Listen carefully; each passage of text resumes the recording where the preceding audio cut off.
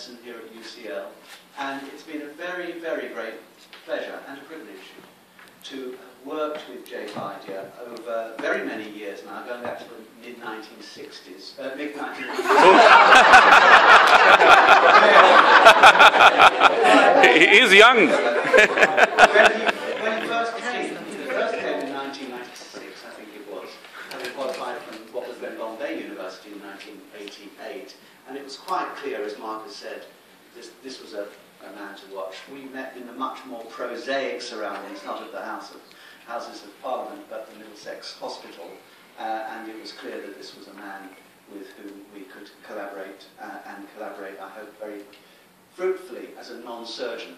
So this is a man with a wonderfully inquiring mind. He has boundless energy. He is brilliant at asking questions. His interests are extraordinarily wide, as you can see from the title of this lecture, which I think is a lovely title, Curious Observations, Relentless Persistence, the Magical Path of Clinical Research.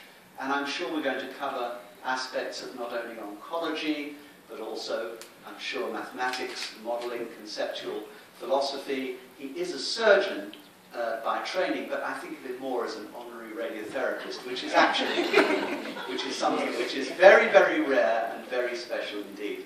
And I know you're going to enjoy this lecture by Professor Vidya.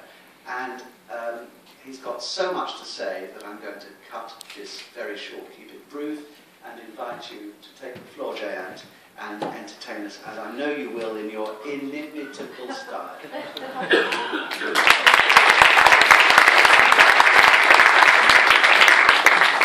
Thank you very much, Professor Tobias. And I take great pleasure and honor in standing before all my friends, colleagues, well-wishers, mentors, and to be able to give this lecture. I promise you it will be entertaining.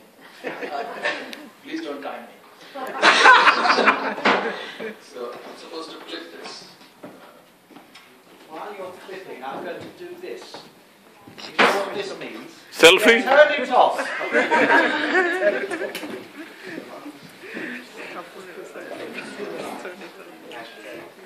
Can you hear me now?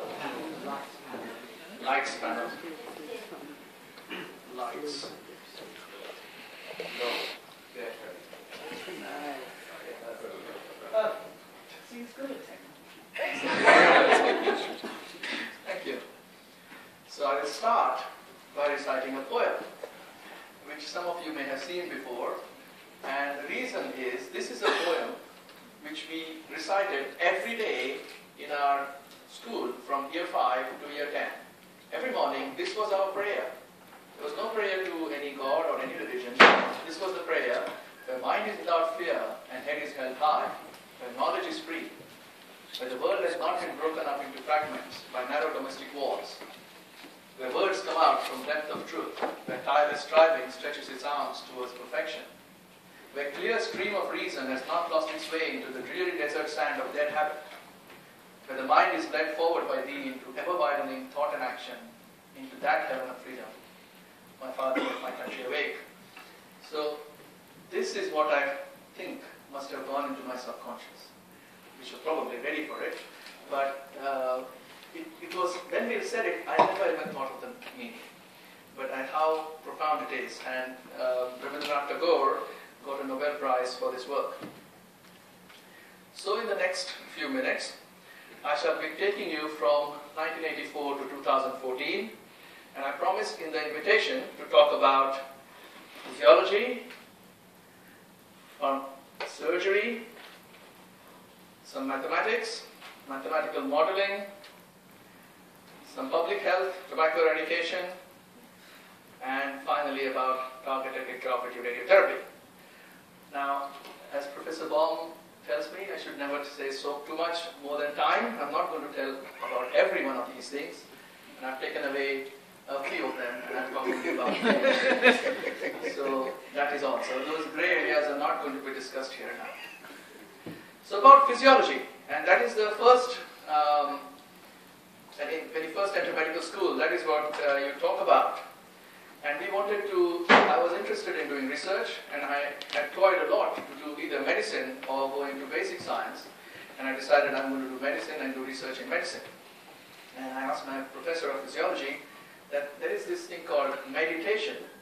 Does it exist? Is it real? Can we do any experiment in it? So we applied for a grant from Indian Institute of Indian Institute of Medical Research, and we got money. And we did an experiment. It was presented in my first talk, and that's the first time I stitched a suit for myself in 1984, and that was 30 years ago.